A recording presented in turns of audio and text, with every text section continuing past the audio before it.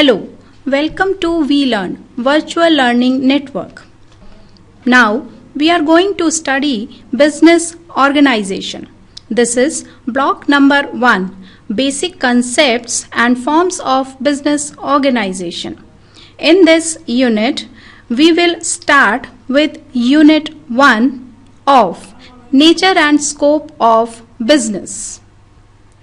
The topics we are going to cover in this unit are introduction of business organization, human activities for the growth and development of business organization, what is business. Along with that, we will also understand about essential features of business, objectives of business, distinguish business from profession and employment, and classification of business. We will also go in detail about industry and its classification. Further, we will continue with the meaning of trade and different aids to trade. Then we'll discuss about organization and its type. Finally, we will summarize the whole unit. Firstly, we will start with the term business organization. What is actually called as business organization? Business organization is an individual or group of people that collaborate to achieve certain commercial goals.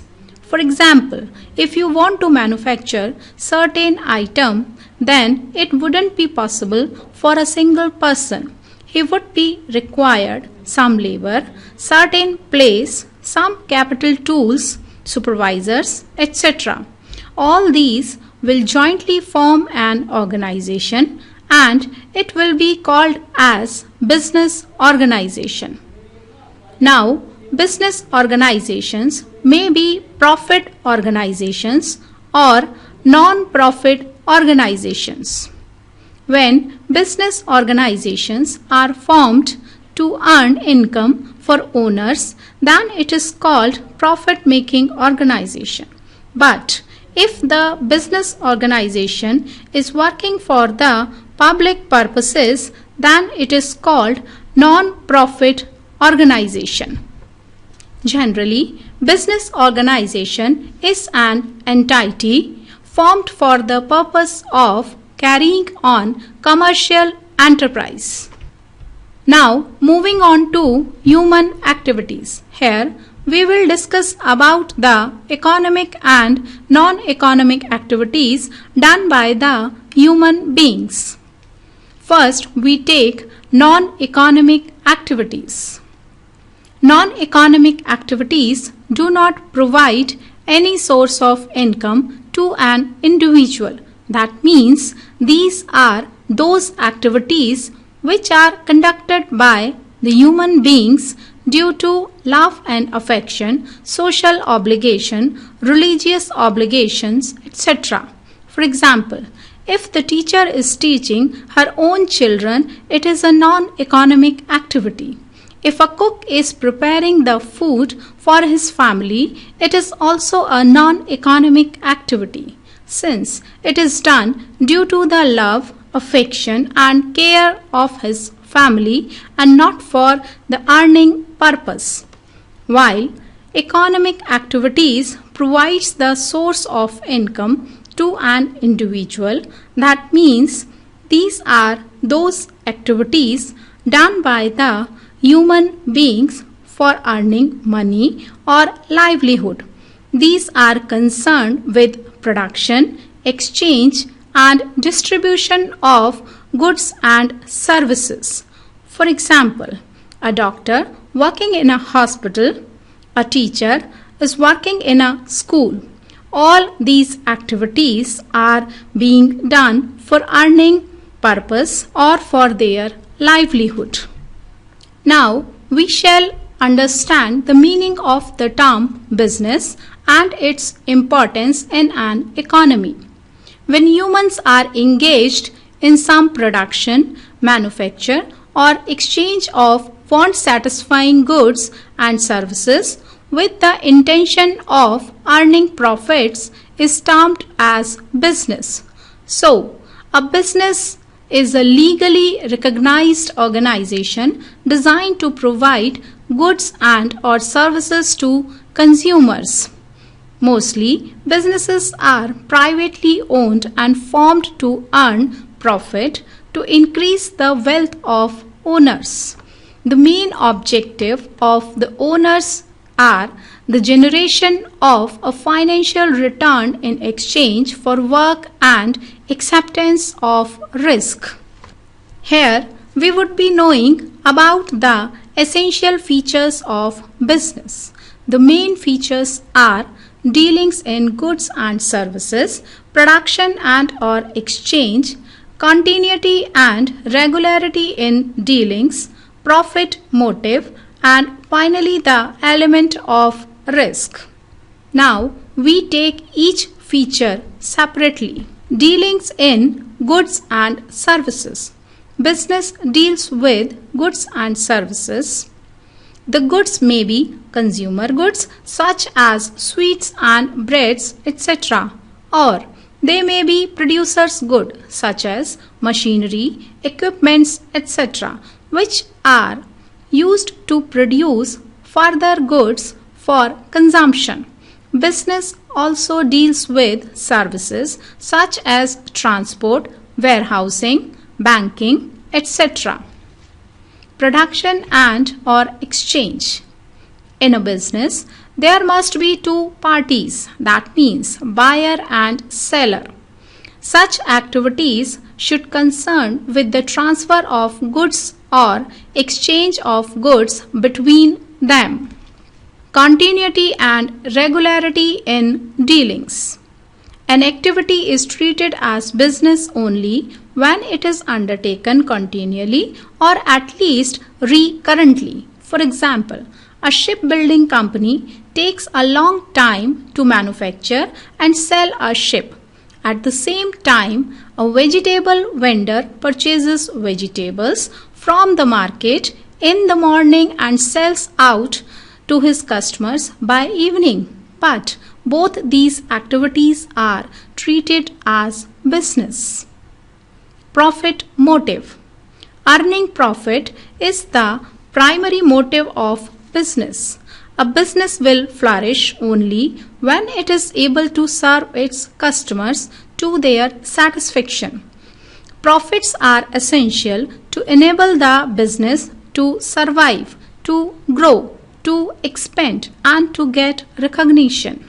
Element of risk. The possibility of incurring loss is termed as risk. There are two kinds of risk. The risk whose probability can be calculated and can be insured, for example, losses due to fire, floods, theft, etc. Risk whose probability cannot be calculated and which cannot be insured against. Example, changing technology, fall in demand, changing fashion, etc. These risks are completely borne by the entrepreneurs themselves. This part is showing the objectives of business. Business objectives may be of three types: economic objectives, social objectives, and human objectives. Now, we will understand the economic objectives of the business. The economic objectives are the primary objectives of the business. Following are the primary objectives or economic objectives. Earning of satisfactory profits, which means an entrepreneur wants some profit against the risk he has taken. Exploring new markets. That means searching for the new markets to sell their product and to add new customers. Growth and expansion of business operations to earn more profit. And finally, making innovations and improvements in goods and services so that customers get improved and more economic goods and services. Another category of objective is the social objective. Businesses are meant to provide goods and services to the society, so it has some social objectives also. These are related with generating employment, supply of goods and services, etc. So, we can say that social objectives are providing more employment opportunities, supply of quality goods, providing goods at reasonable prices, ensure fair returns. Now, the last category of objectives is the human objectives. Business activity is generally carried out through employees. The efficiency and the success of business enterprises depends on the motivation and ability of its employees. So, business must have some human objectives too to safeguard the interest of its employees. It should also provide the healthy environment to work and also the growth opportunities to their employees. So, human objectives are fair deal to employees, providing better working conditions, provide job satisfaction, and providing more growth opportunities. In this section, we are going to make distinction between business, profession, and employment. The distinction can be made on the basis of capital investment, nature of work, qualifications, risk factor, and code of conduct, etc. Now take separately each feature. Capital investment. In business, there is considerable capital investment depending on the nature of business activity and scale of operations. In a profession, there is moderate capital investment required for furniture, instruments, professional activities, etc. But in employment, there is no need to capital investment. Basis of existence. A business comes into existence as a result of a decision of an individual or a group of individuals to start some business activity. A profession comes into existence as a result of a license to practice received from the central representative organization regulating the profession. Employment comes into existence as a result of an agreement reached between an employer and an employee. Nature of work. Business consists in producing, purchasing goods or providing services of a commercial nature. The nature of work comprised in a profession is rendering of services of a specialized personal nature. In employment, an employee performs duties as per the agreement of employment. Qualifications. In a business, there are no prescribed qualification for the businessman except that he should have enterprising abilities. In a profession, there is a need to acquire minimum educational qualifications and training as prescribed by the apex body regulating the profession. In employment, qualifications of the employee must be those which are required by the employer in the employee for the performance of duties under the agreement of employment. Nature of income. The nature of income in business is profits or even losses under unfortunate circumstances. In profession, the income is called the professional fee. In employment, the income of the employee is called salary or wages. Risk. In a business, there is a considerable risk due to actions and reactions of competitors, governmental policies, and behavior of consumers in society, among many other factors.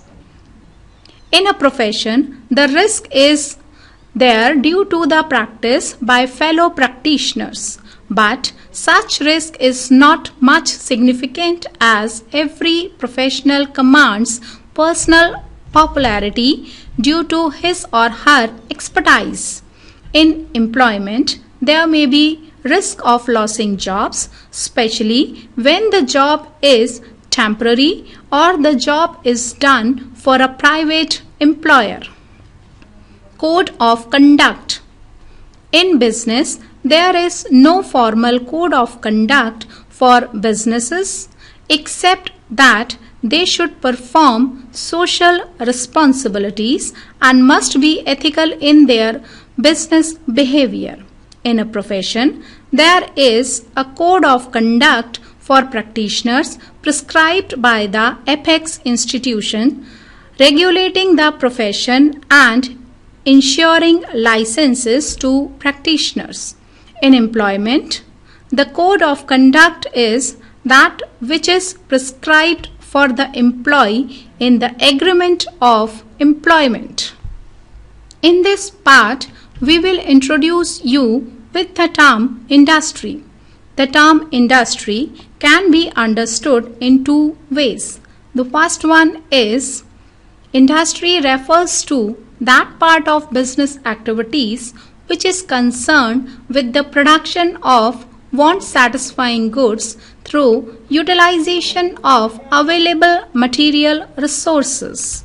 That means industry utilizes the natural resources and bring them into the form useful for final consumption. For example, making of furniture through wood. The second way of defining industry is industry means a group of factories usually specializing in a particular product line. For example, all factories which produce fertilizer are collectively called fertilizer industry.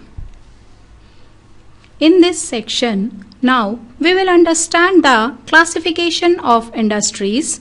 There are various approaches of classifying industries on the basis of the nature of activity, on the basis of the nature of goods produced, on the basis of the level of investment, on the basis of the size of the activity, on the basis of area of operation. On the basis of nature of activities, industries further can be classified into following subcategories. Extractive industries, activities engaged in the discovery and extraction of natural resources like minerals, animals, plants, etc. from the surface of earth or air, water, etc. Mining, farming, quarrying, hunting, etc. are the examples of this category. Genetic industries, activities which are concerned with reproducing and multiplying plants and animals with the objective of earning profit from their sale. Examples are nurseries, poultry farms, cattle breeding farms, etc. Manufacturing industries. These type of industries are engaged in the conversion or transformation of raw materials and semi-finished materials into finished goods. For example, sugar industry, cotton textile industry, etc. Construction industries. These industries are engaged in the construction activities like the construction of buildings, dams, roads, etc. These industries consume the products of the manufacturing industries and extractive industries. Here we will deal with the another activity of business, that is commerce. The previous activity was industry, which was related with the production of goods and services. The another activity known as commerce related with the trading of goods and services between the producers and consumers. Hence, we can say that commerce is a division of trade or production which deals with the exchange of goods and services from producer to final consumer. It comprises the trading of something of economic value such as goods, services, information or money between two or more entities. Commerce functions as the central mechanism which drives capitalism and certain other economic goals. There are two main aspects in commerce: purchase and sale of goods, and activities essential for the smooth and uninterrupted flow of goods. So, commerce can be classified into two categories. Trade, which means sale and purchase. Aids to trade, the tools which make uninterrupted flow of goods. Now, let us understand the trade activities. Or it can be said that trade is the willing exchange of goods, services, or both. Trade is also called commerce. A mechanism that allows trade is called a market. The original form of trade was barter, the direct exchange of goods and services. Modern traders instead generally negotiate through a medium of exchange such as money. As a result, buying can be divided from selling or earning. The invention of money and later credit, paper money and non-physical money greatly simplified and promoted trade. Trade between two traders is called bilateral trade, while when trade is taking place between more than two traders is called multilateral trade. In this part, we will understand about the classification of trade. Trade can be classified into two broad categories: internal trade and external trade. First, we take internal trade. When trade takes place within the boundaries of a country, it is called as internal trade. It can be further classified into two subcategories: wholesale trade, in which buying and selling occurs in relatively larger quantities and related person is known as wholesaler. Retail trade, in which buying and selling occurs in smaller quantity and related person engaged in trade is called as retailer. External trade may be classified into subcategories. Import trade. When a country buys goods from another country, it is called import trade. For example, India bought machinery from the USA. This is an import trade for India. Export trade. When a country sells goods to another country, it is called export trade. For example, India sells leather goods to USSR and tea to USA. For India, such selling of goods shall be termed as export trade. Re-export trade. This is also called entrepot trade. When the goods are imported from one country and the same are exported to another country, such trade is called re-export trade. Now, what are the different aids to trade? Or we can say the activities which aids trade to run smoothly. Aids may be classified into 5 categories: transportation, warehousing, insurance, advertising, and banking. Let's understand each activity separately. Transportation.